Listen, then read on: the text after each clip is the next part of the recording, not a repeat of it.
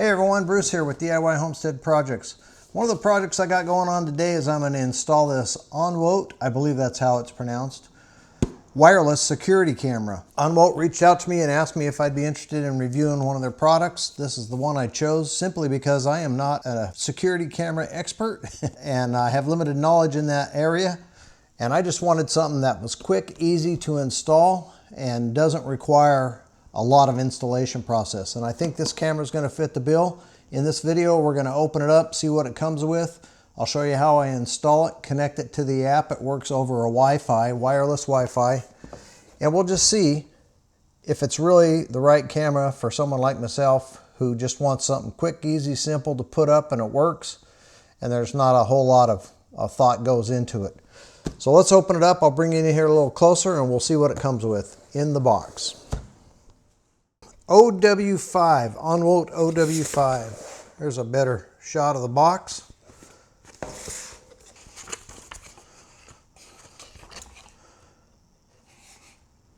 Looks like an instruction book, sticker. Oh, another thing I did not mention yet is this is solar charged, so it comes with a solar panel. Hopefully that'll keep it charged and I don't have to worry about changing batteries or taking it down to charge it up. We'll see how that works over time.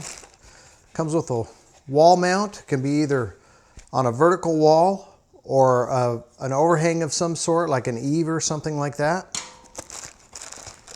Little hardware pack. Got some drywall inserts and screws, as well as a mount. I believe this is for the solar panel. So your solar panel screws onto this. This mounts to your wall. And then you can move that solar panel to the most optimal angle that you need to make it work the best. Some more screws and drywall inserts.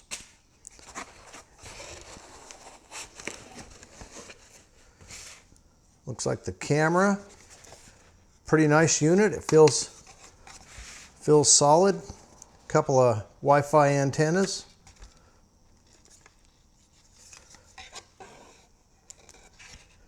And then here we've got the camera, a sensor of some sort, and then a couple of lights on it.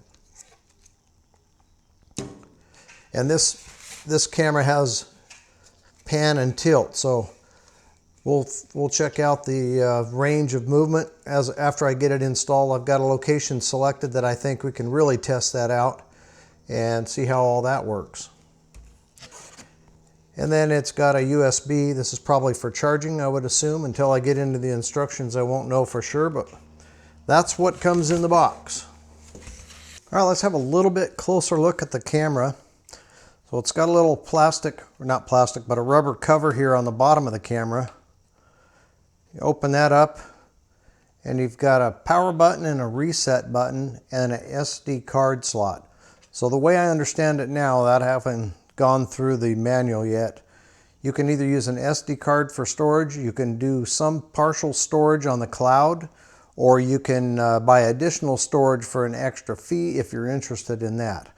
I'm going to try the free feature with just a free storage and no SD card at this point in time, and we'll see how that works. If that's not sufficient, then I'll put an SD card in here and try out that feature.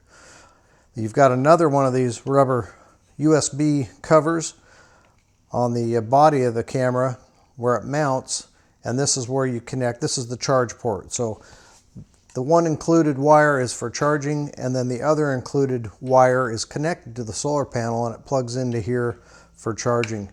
And this has also got a little punch out so that it goes, this piece of rubber, the wire goes through the center of it, and then you can push that back in there with the wire in, and you have a pretty good watertight fixture for the camera and the charge port. And looking at the face of the camera, there's a lot more going on here than I originally talked about. You do have a sensor up here. This is this little black dot, if you can see it, maybe right there. That's a microphone. And then there's a speaker on the bottom. So you can talk back and forth through the camera to anybody who's on the receiving end of the camera and actually potentially hold a conversation. So hopefully we'll test that out. We'll see what it sounds like, see if it's actually decent microphone and speaker, and you can actually hear what the people are saying.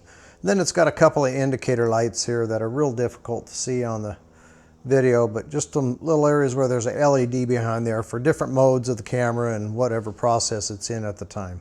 So this is the part I'm hoping is pretty simple, because I don't have a lot of knowledge in this, but it should be straightforward, and we're going to find out how simple it really is. So in the manual, like page 3, it says set up the camera on the iPhone or on your phone. I happen to have an iPhone, and it says install Cloud Edge and register the account. So they've give you a little thing here to log in with your camera, and then you can press the tab and it'll take you hopefully to the correct site.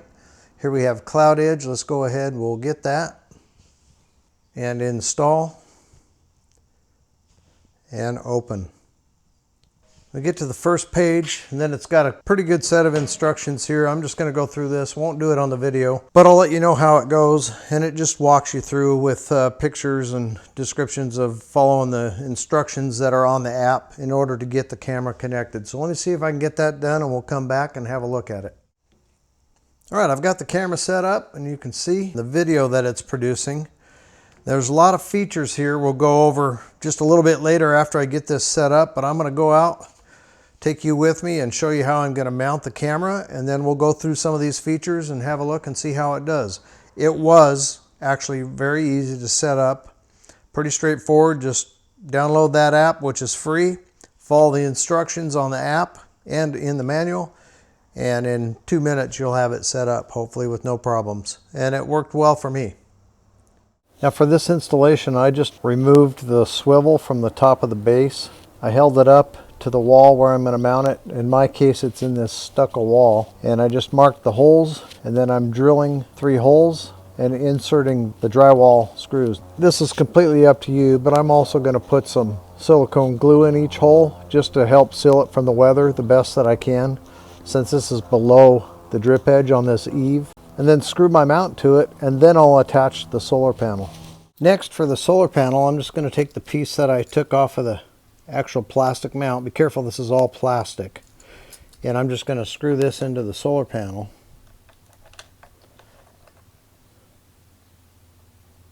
Tighten it down, and then I can screw this into the mount and then adjust the panel wherever I would like it to be.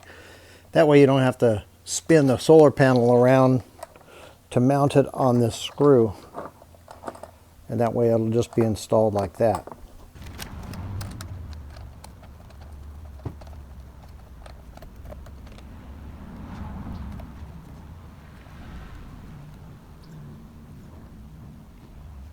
So here's kind of a close-up of the actual solar panel mounted, and as you can see, it's still about 9 or 10 in the morning, and I'm just not getting full sun yet, but I'll get sun for the entire afternoon. And then I'll mount the camera up underneath on this horizontal piece of the eave directly below it, and then that way I can get view of the courtyard, the front door, and then if it swings way back around, I can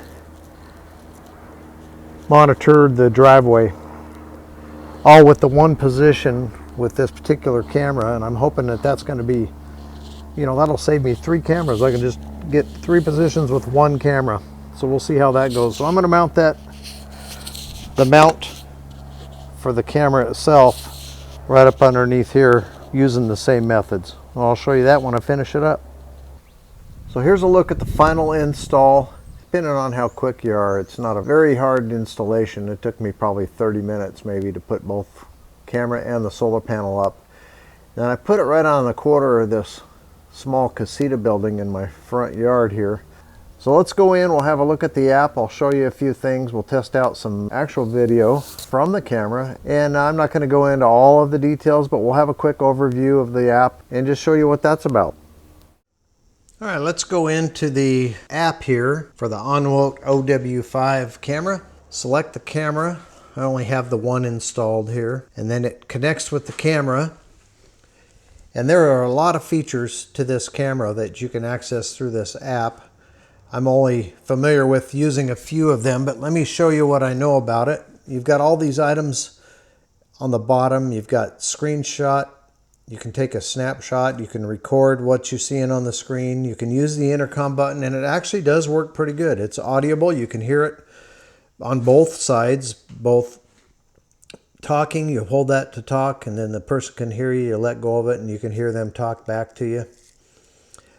You can set up different types of motion detection, and there are some pay upgrades to that if you choose, where it can distinguish with artificial intelligence between animals, vehicles, and people. I think it's pretty cheap, $3 or $4 a month, something like that. You got the PTZ, you can turn the light on and off. The PTZ is pan, tilt, and zoom, I believe, but this camera does not have a zoom. You can turn the siren on, set different audio warnings with strobe lights, full color mode for nighttime, or black and white, or even there's a mode there where you can have black and white until it's motion detected, and then it turns to full color, and then you can access your album. You can go back in the center of the screen and select your history or the cloud. I've got a few videos here on the cloud. We'll look at a couple of little samples here. You can see people coming. It trips the camera. The sensitivity seems to be pretty good, and I just have it set right on the standard sensitivity that it comes with. I haven't changed anything, but that's a pretty clear picture. So that is in your history. Let's go back to live here, and I'll show you the pan and tilt. So hit the PTZ, and you can control the tilt. It's got quite a range of motion, so depending on where you mount this and where you need it to point, there's a lot of adjustment in this. And I absolutely love the pan because you can set it. I can really use this camera to monitor at least 3 different areas for this particular location. I can monitor my driveway and the street in front of my garage, my front entryway to the house, or this courtyard over here off to the side. But there are a lot of features for this camera. Personally, I think for a $100 camera is about the normal price. Sometimes you can get it cheaper than that if you catch a sale. I'll put links in the description if you're interested or you want to find out more information about this camera. I'll put my Amazon affiliate link down there.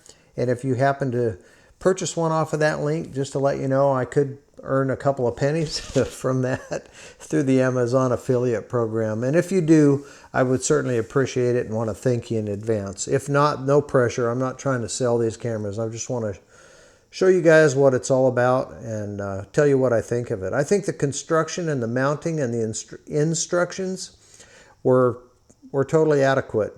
It's real simple to set up, real easy to install. You don't have wires to deal with. It just needs to connect to your Wi-Fi. And then you can have a pretty darn nice security camera without a lot of hassle to get set up and mounted where you want it. There are a lot of potential locations you could use this. You could just put this on a pole out in the front of your house, monitoring a gate maybe, or something like that. For however far your Wi-Fi reaches is about how far you could use it. And then you can access this via your phone, literally from anywhere in the world. You've got a 5 megapixel. That's the 5 megapixel, which is the highest level of clarity. And let's try the standard definition just so you can see the difference. I suppose the standard definition probably has a smaller storage file than the high definition would. And actually, to be honest with you, I think the standard definition's not bad at all either. I mean, to recognize movement and you can see that somebody is out there, I think it's more than adequate. I'm happy with the picture. Either one, either the high definition or the standard. So that's a look at the ONWOTE OW5 wire-free security camera. My first impressions, installation, and a little bit about the camera. If you enjoyed the video, don't forget to give me a thumbs up before you leave. And I'll put another video on the screen now that I think you might enjoy. And we'll see you over there.